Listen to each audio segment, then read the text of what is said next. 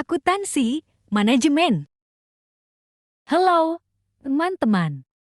Perkenalkan saya, Siti Solihat dengan NIM 112110995, kelas MA 21C04, mata kuliah Akuntansi Manajemen. Dosen pengampu Bu Purwanti SPDMM, Prodi Manajemen, Fakultas Ekonomi dan Bisnis. Mengidentifikasi perilaku biaya menggunakan dua metode populer, metode kuadrat terkecil, metode titik tertinggi dan terendah, dengan mengaplikasikan metode ini dalam studi kasus pada perusahaan manufaktur otomotif. Apa itu perilaku biaya? Perilaku biaya merupakan hal yang penting dalam pengambilan keputusan, estimasi biaya di masa yang akan datang, dan evaluasi terhadap pelaksanaan di masa lalu. Manajer bisnis perlu memahami perilaku biaya untuk merancang anggaran tahunan.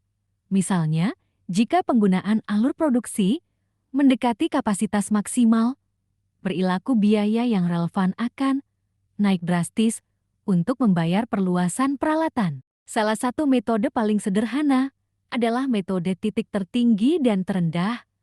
High and low points adalah metode untuk memisahkan biaya variabel dan biaya tetap dengan menggunakan dua titik data, yaitu titik tertinggi dan terendah.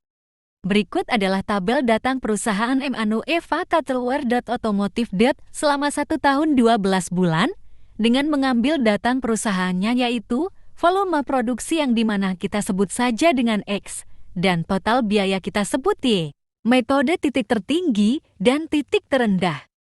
Berikutnya kita mulai saja menghitung metode titik tertinggi dan terendah. Pertama kita perlu memilih dua titik data pada bulan volume titik tertinggi dan bulan titik terendah, seperti pada gambar di titik terendah, yaitu kali 2.500 dan ya 820 juta rupiah.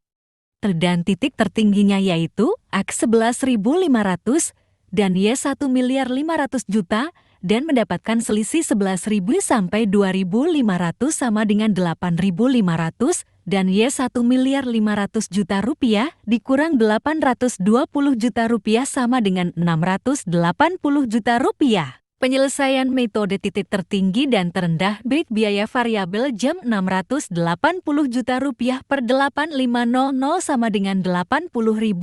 Biaya tetap dapat dihitung dengan cara biaya total biaya variabel jam X jam, misalnya kita ambil jam maksimum, biaya total 1.500.000.000 rupiah, biaya variabel jam kali jam sama dengan 80 rupiah. 0 kali 11 0 sama dengan 620 juta rupiah, maka biaya tetap dapat dihitung 1.500.000.000 juta rupiah per P 620.000.000 sama dengan 880 juta rupiah. Dengan demikian persamaan fungsi biaya Y sama dengan 880 juta rupiah tambah 80.000 rupiah. Sekarang kita akan melanjutkan metode terkecil last square untuk hasil yang akurat. Metode ini menggunakan semua data, bukan hanya dua titik.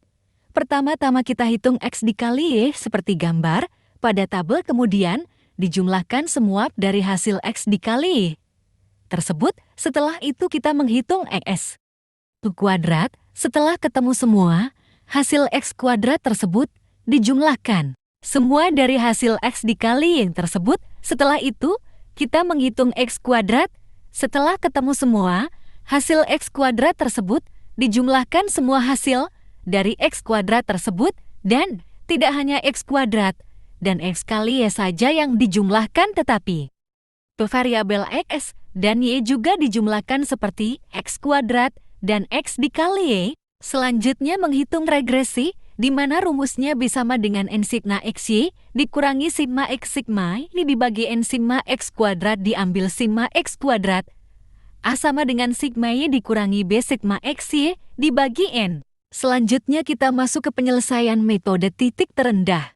B sama dengan 12 dikali 600.068.722.500.000.000 dikali 67.500 dikali 9.907.000.000 dibagi 50.118.750.000. B sama dengan 7,355.947.500.000.000 dibagi 50.118.750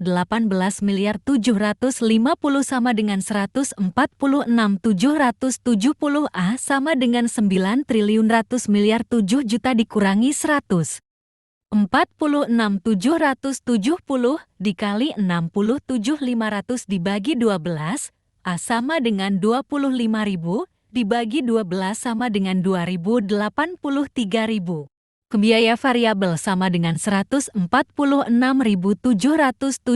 kali 1.000, sama dengan 146.770.000. Biaya tetap sama dengan 2.083 kali 1.000, sama dengan 2.083.000. Jadi persamaan pola perilaku biaya adalah sebagai berikut. Y sama dengan A tambah Y 2.083.000 tambah 146.770.000 sama dengan 148.853.000 kali. Dari hasil perhitungan tadi, kita bisa menyimpulkan bahwa metode kuadrat terkecil memberikan estimasi lebih mendekati nyata. Perbedaan kecil ini bisa berpengaruh besar dalam pengambilan keputusan, terutama jika perusahaan harus menentukan harga jual produk atau melakukan perencanaan produksi. Iya, benar sekali, menggunakan metode yang lebih akurat memungkinkan perusahaan untuk lebih efisien dalam mengelola biaya dan meningkatkan profitabilitas. Jadi, sangat penting bagi manajer untuk memahami cara kerja kedua metode ini dan memilih yang tepat untuk situasi perusahaan mereka. Jadi, untuk manufaktur otomotif, metode kuadrat terkecil lebih baik digunakan karena memberikan gambaran yang lebih akurat tentang perilaku biaya. Namun, metode titik tertinggi dan terendah bisa berguna sebagai alat sederhana saat kita hanya memiliki data terbatas. Sekian penjelasan tentang kuadrat tertinggi dan terkecil.